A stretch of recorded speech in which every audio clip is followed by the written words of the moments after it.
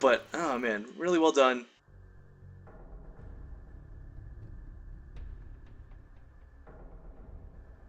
But yeah, ladies and gentlemen, Basetradetv normally does do dual casts. Today is just a rare occasion because I don't have any partners available. No partners in crime. But getting into this is game 2 in this best of 3 for the WCS EU Qualifiers round of 32. This is where the action stops here in day 1. You can always come back day 2 for the round of 16 action. But ladies and gentlemen, without further delay, spawning here in the lower right corner of the map, playing pink and teamless, it is JonnyREcco. His opponent, sadly, frustratingly, suffering a loss. I gotta say, he played that really well, but I hope he can bring it back. Again, down 1 in this series. It's the Orange Terran. Playing for Empire, it is BeastyQt.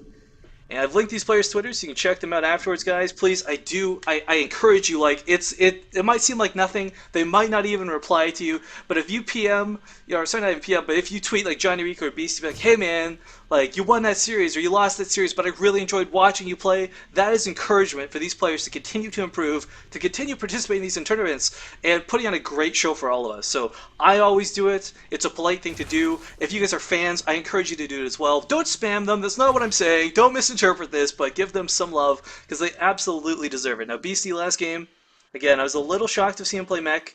It's not something I personally have witnessed him do a lot. Maybe that's his new thing. He hasn't been in as many tournaments, and again, streaming has been a bit limited because he was on vacation to America, I believe, for a while.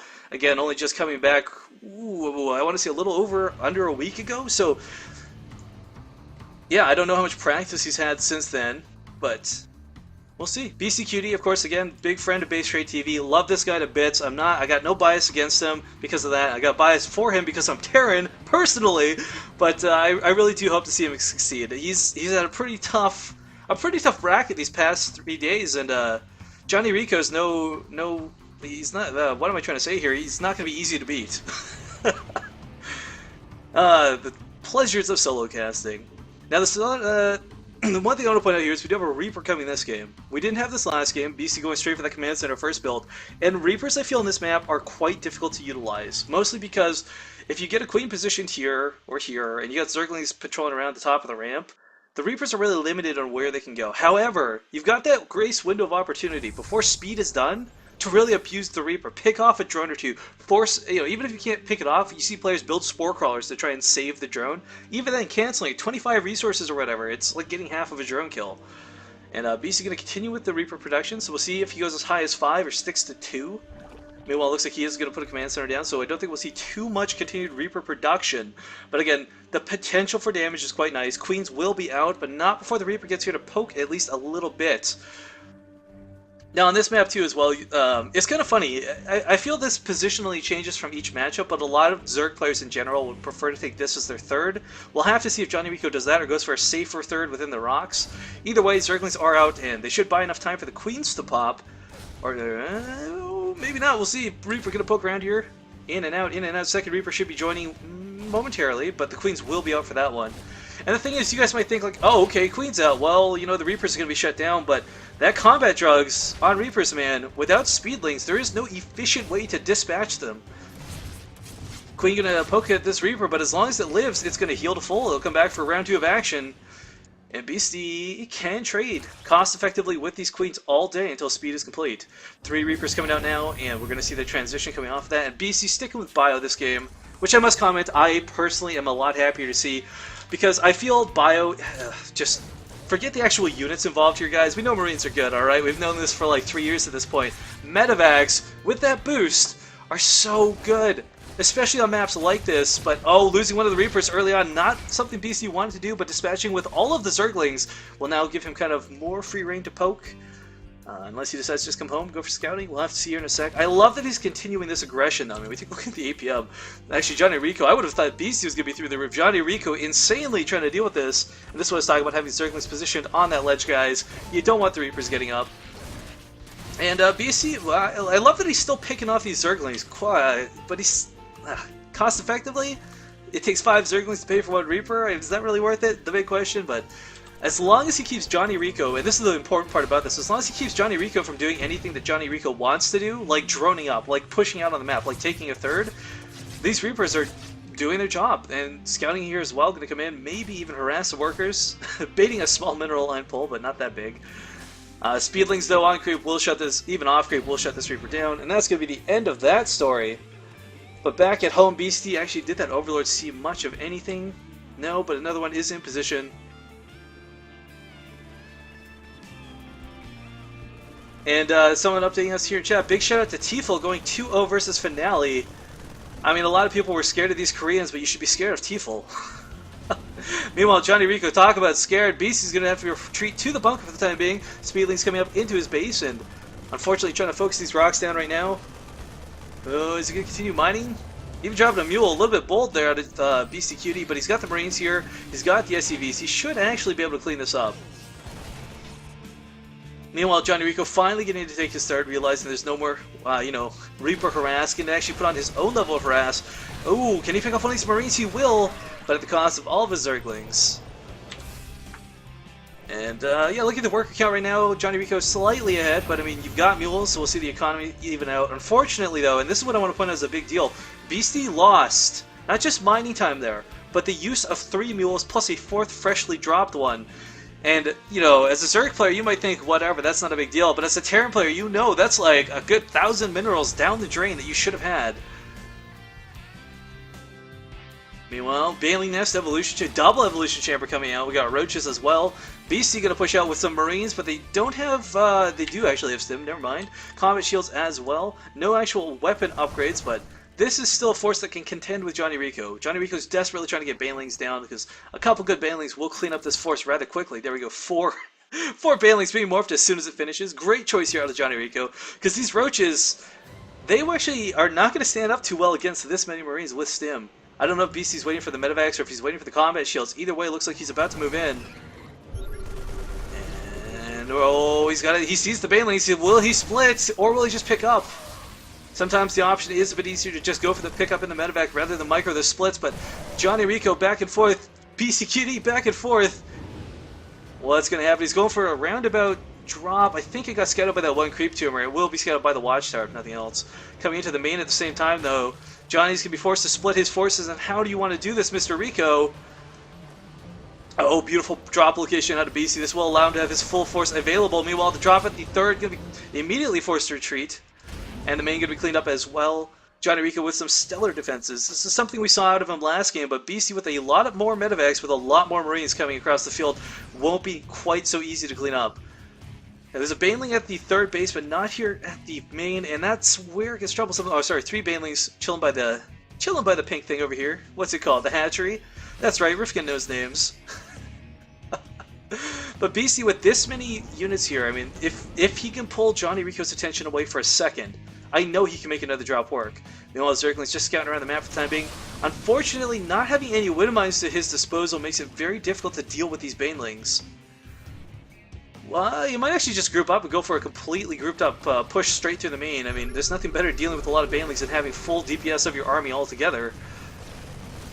Roaches, though, Banelings trying to connect. The Roach is doing a ton of damage. Beastie, though, kind of flanking the flank of JonnyREcco. Ironically enough, going to be chased back for the time being. Zerglings trying to do what they can, but again, it's only this queen that can shoot up. So these medevacs are pretty okay. Another drop here from Beastie at the third, going to be cleaned up. And this is funny, we get a lot of micro coming out of Beastie, but not really gaining anything out of it. I mean, no workers have been picked off. The income is still heavily in JonnyREcco's favor. And, oh, he's not actually mining gas off this geyser. A little bit of an oversight. But I guess when you have 5 other geysers, for the time being, that's okay. Now we have a Spire coming out, and between games I kind of made this joke about how boring Mutalisk, Baneling, and Marine Medevac can be, but we'll have to see how this goes. The funny thing about this matchup is, like, a lot of the times you'll have Widow Mines out in the field to cancel the effect of Banelings, but Beastie doesn't have any Widow Mines on the field. He's going for tanks instead. This is a very Wings of Liberty-esque build, and it still works, but I just feel the use of Widow Mines is a little bit easier to, I guess, sustain than tanks, but tanks, of course, can be microed a lot better. You can pick off way more units with them. And, oh my god, oh, we almost had a push in from JonnyREcco, getting really excited there momentarily. And the bravest darn SCV you ever did see, scouting around, while Beastie causing Zerglings to slide. I don't know, look at the unit compositions of both armies right now. I mean, there's a hell of a lot of Zerglings, there's a hell of a lot of Banelings, and Beastie, if he can bait JonnyREcco, like, he so desperately wants to bait JonnyREcco into the tank fire. It's only 2 tanks, but it's more than enough with, oh, actually, he doesn't have +1 yet, shockingly. Once that +1 weapons for vehicles complete, he'll have a lot easier time taking any sort of fight. For those who don't know, siege tanks in siege mode will not one-shot Zerglings with armor, but they will one-shot anything once they have that +1 weapon upgrade. So between that and popping out Banelings, Beastie with a lot of tanks on the field should be able to find himself a good position, hopefully. But I want to point out as well, he's got an absurd amount of medevacs right now. How many is this? 10 medevacs on the field, 7 Mutalisks for JonnyREcco, but that's not enough to deal with the medevacs while this many Marines are active. And yeah, JonnyREcco finally looking to push out just a tad. We got the rolling Banelings. I love looking at rolling Banelings. But Beastie, the big thing about this is he can take this fight. He just has to know it's coming. He's gonna be caught in siege mode to win. If he's caught out of siege mode, he's probably gonna lose the fight. And here we go, siege mode going up, gonna hit some of these. No, none of the Zerglings actually catching the tail end of one, but the hatchery in a bit of trouble. JonnyREcco gonna find himself losing the space, sadly. Well, he continues to move around the map. Mutalisks as well. I mean, this is kind of a dire situation. Beastie's been cut off from home. If JonnyREcco went full offensive, Beastie could not come home in time to defend. He'd be forced to just continue to push. He's got these Mutalisks to worry about too. Tank caught out of position, gonna be caught by these medevacs. Banelings coming from behind, Zerglings swarming from the front. And JonnyREcco's gonna absolutely clean up Beastie's forces. That drop out of Beastie though on the low ground. Can it do anything in the meantime? No.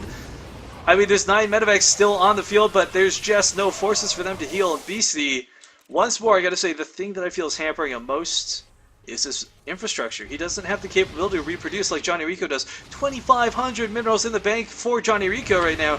Resources lost, not looking too good for Beastie, but it's still not that big of a difference. The big question is how JonnyREcco utilizes this ground army. He's doing a great job defending, even taking another base, but Beastie on 3 and a Terran, trust me, a Terran comfortably on 3 bases will mess you up.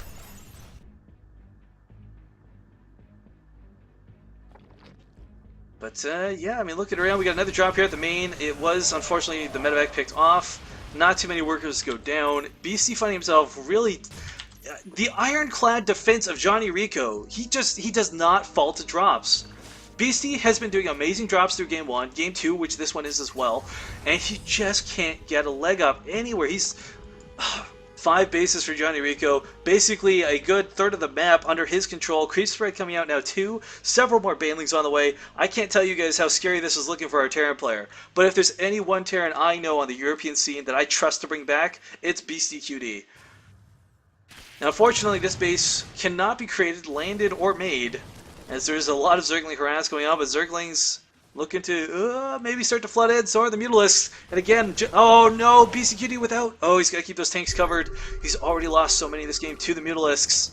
But I feel, again, like, maybe not dedicated Widow Mines. Beastie could add a couple more Widow Mines and make this a little bit different, but Banelings being popped by the tanks and by the Marines, but medevacs can't keep anything alive. Everything's hiding from these Mutalisks right now.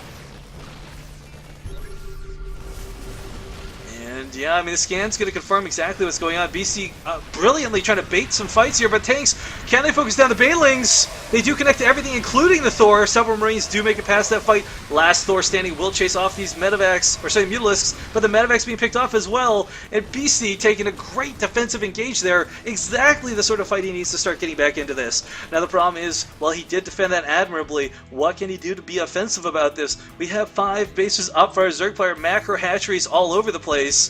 And the Ultralist switch going to be coming out shortly. There it is. There's the cavern. And when you've got 3/3 Ultras with chitinous plating, I don't care how many Marines you have on the field. Without Marauders, without Thors, without tanks, you're not going to have a good time. JonnyREcco, though, playing so good this game. I gotta say, like, forget everything about everything. Look at the map control he's obtained. Like, Beastie, again, he's been doing a great job holding, but Johnny has been just out of hand, out of control, taking every base he wants on his half of the map. He's got so much income compared to Beastie. And let's not forget, like, this is going to play heavier the further we get into the game. Beastie's bases are starting to mine out. He's going to be in a lot of trouble if he can't secure this 4th base location. Whereas JonnyREcco happily has spent his bank and then some. And the push coming in here, can Johnny defend this? He's got a lot of Baneleys. He's got Mutalisks in the north, but I don't think his army's actually here. Most of it's just coming out of the main, as we see here in the mini-map. This base in a bit of trouble. Meanwhile, the north base also suffering from a drop, but the drop's not being microed at the moment, so it's not doing too much. Baneley's going to swarm in, so will the Mutalisks. But the Marine split from BC is there. The Ultralisks are here, and the Baneleys are still alive. Zergling's coming in from behind, and Beastie going to be driven back once more by JonnyREcco's crazy scary Ultralisks. If I did have to comment one thing on these Ultralisks, I do wish they were the Collector Edition version. They look so cool, but JonnyREcco just eating Marines for breakfast. I give it to Beastie though. He did get 2 tanks out of that, but again, not getting that base. He did get the northern base, thank goodness gracious. But his own third looking to be in some trouble soon. He doesn't actually have scouting information of these Zerglings poking away. And Mutalisks engaging once more. Ultralisks just stampeding in. Zerglings coming as well. Siege tanks on the high ground, actually very nicely positioned. Supply depots going up, and Beastie should hold this. JonnyREcco going to retreat his forces and keep what he can alive. Not a bad choice. Actually, a pretty good choice.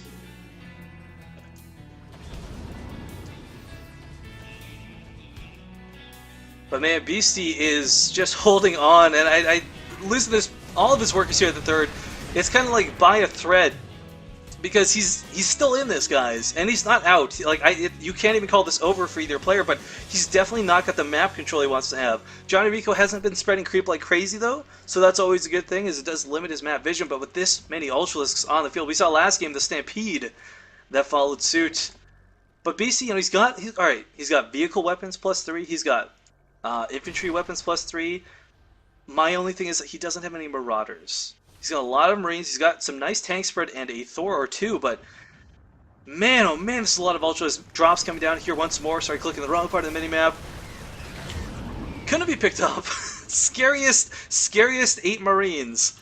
That medevac is full of P, I'll tell you what. Drop here at the northern base again. BC, this is what I love. He's utilizing drops, and for once, they're starting to cause damage. JonnyREcco, by spreading himself so far, yes, he gains an economic advantage, but falls prey to having his army split. He's got several spines in these bases to defend, but drop after drop after drop will start to wear away at that.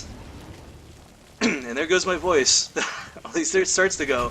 Spinecrawler's absolutely massacring the Marines here at this base. We see a corpse go flying. What the what? Dropping here on top of the high ground, though. Hopefully he can start picking up some of those tech structures, maybe, if anything. But JonnyREcco, with some fast defense, I say that in air quotes, with the Ultralisks trying to get around. BC, though, finding himself kind of in a bit of trouble. But again, you know, a 3-base Terran, a 4-base Terran, he's settling in very nicely. And, oh god, guys, you see the irony of last game? We have the Broodlord switch potentially there. Greater Spire completing up underneath the Overlords. Medevac sadly going down as I look over there. Another drop coming here in the northern part of the map, but we also have 4 starports coming down. So Beastie, while he hasn't overproduced Vikings yet, is still in the danger of like catching himself with that raw unit composition again. But oh, I like this. Going to pick off a couple workers, maybe an Overlord. No, not quite the case.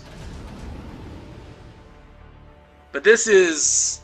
yeah, this is, I don't even know what to say about this. Is a precarious situation. You know, BC was complaining, guys, like, oh, I've had like 6 30-plus minute games here today, and he's going to find himself in yet another one, as this doesn't look anywhere close to over. There's no engage, I think, that's going to happen. What the hell? I love looking at that. I'm sorry, guys. If casters have ADD, then I'm definitely one of them, because watching things go flying, watching those corpses is so good. But BC going to try and land this base here. Not going to be allowed to, and if he does, he's going to regret it. You know, this hit squadron Marine's going to start trying to clean up some creep, taking back some more map control. I mean, that's one thing I have to give BC throughout this game. He has been struggling to really get a, I guess, strategical advantage. Oh, we're trying to cut out these Ultralisks. But the one thing he has been doing is constantly applying pressure and cleaning up creep. So, I mean, this is... oh, another medevac. Doesn't want to fight here, but it has to. Beastie with his non-stop aggression, some great pressure as well. He's doing a great job at just keeping JonnyREcco at home. Because can you imagine right now? JonnyREcco says, alright, you know what? I got 4K in the bank. I'm just going to go for broke. YOLO. Goes into Beastie's base. Maybe loses his entire army, but Beastie would also lose his. And in the cost of the trade, you look at the minerals, who's going to win the follow-up? Definitely JonnyREcco. So Beastie continuing with this harass. It's not causing a lot of direct damage, but it's keeping him alive and it's keeping him in the game, which I think is absolutely critical right now. And And yeah, Beasty, I don't even know what to say about him really. He's trying so hard to hang in here. He's got a really nice army composition. He even has a plenty of Ravens, Corvid Reactor. He's going to be set for doing some great Secret Missile harass. And if Broodlords are the follow-up, Ravens are definitely the correct answer, but it's these Ultralisks he has to get through first. Until he breaks this, he's going to be really limited on what he can do. Now the patrolling Zergling's kind of having a spaz attack here. JonnyREcco finding himself actually only catching one Marine. But he's going to have to follow these medevacs around, and again, this is keeping JonnyREcco's attention away and off of Beasty's base. I see a really nice drop spot. Can Beasty get it? Sorry, a bit of a hiccup there. Bailey's connecting to the ground forces, a little sad, but Beasty with an amazing position here, actually going to take out a lot of Zerglings. Sadly, this drop will again be cleaned up, but Beasty doing so much damage for such little loss. Marines are pretty cool units, folks. Corruptor's coming around the main, or not the main, well, I guess kind of the main expansion point. This has been a main point of contention, I think is a better way to phrase it, as it's so close to Beasty's base. But here we go, guys. This is what we've been waiting for. Beasty now has Marauders. He's got Ravens, he's got tanks, he's got Thors. He can start to actually effectively consider dealing with these Ultralisks. But the problem is, while he's been building up this force that he absolutely needs, we've had Infestor Tech. We've had a lot of, Fungal's coming down on just about every single Marauder here. Beasty, without the medevac count to actually heal this, might lose every Marauder to these Infestors if not careful. But here come the Ultralisks. They're going to find themselves chomping down, nom on a bunch of really low health Marauders. But here come a ton of Secret Missiles. I think the units can just outrun them, actually. Point defense turn. Oh, what's going on with these Corruptors? They will... Wow, what? One health remaining on each of those Corruptors. I call hacks, Blizzard. But more Secret Missiles coming down on the Ultras. But you know what? The Ultras are going to be at melee range, and the splash damage is going to hurt BeastyQt just as much as it hurts JonnyREcco, but he actually starts dealing with the Ultras, and this is what I'm talking about, guys. This is what he needed to do. Now he's cleaned up that ground force, so he can suddenly find himself being able to push out on the map, and JonnyREcco is kind of like, oh, wait, I've got 3,000 resources. I better spend these right frickin' now. And I love this too. These Broodlords, of course, will come out full health once he's done, but if you can catch them in the cocoon stage, you might be able to pick off a couple free units here. But that nice fungals out of JonnyREcco once again. He did scout the Broodlords, though, I believe, which is so important to know, because now we're going to probably see either more Ravens or Viking production, as these Marauders and tanks are a lot less important. But we don't see a stomp in Ultralisks. 6 more on the way to back up this huge force coming out of JonnyREcco. And guys, have you heard the word Tier 3 before? Because if you haven't, you'll see it here today. Broodlords, Infestors, Ultralisks. This is like the ultimate badass composition. I mean, Beasty, again, he's got some Ravens on the field, but the question is, will it be enough? Because the composition that Johnny has is just so scary. He's got a lot of tanks and a lot of Marauders, which will definitely deal with the Ultralisks left on the field, but how does BeastyQt deal with the Broodlords? How does BeastyQt deal with these Infestors?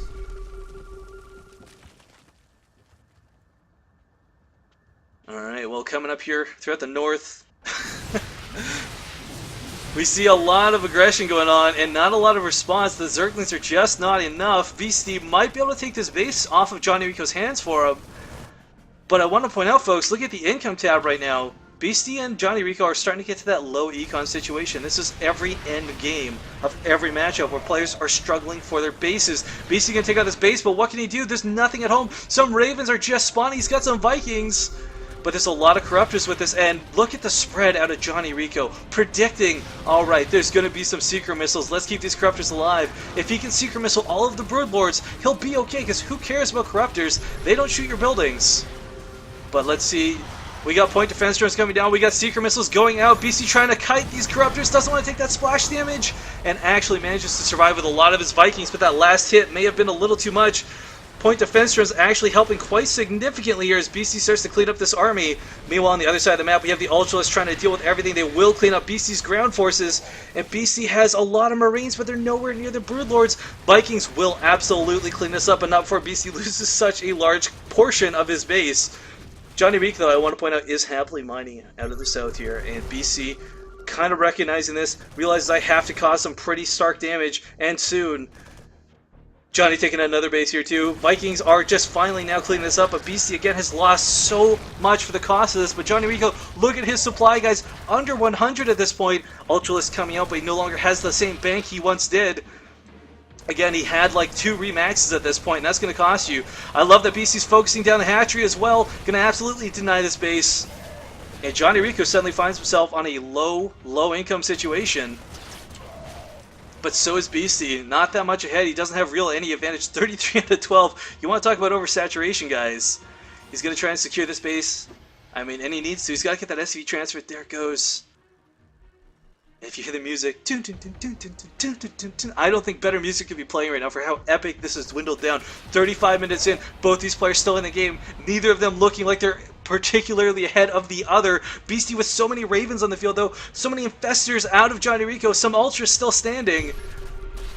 And this base from Beasty, he needs to lift up. He can't afford to lose a command center like this. It goes down. Fungal on every single Raven.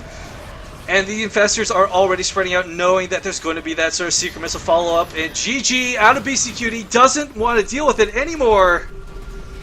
JonnyREcco, guys, advancing to the round of 16 tomorrow. Potentially qualifying for Europe. Stay tuned. Check that out. Congratulations to both these players for playing an amazing series.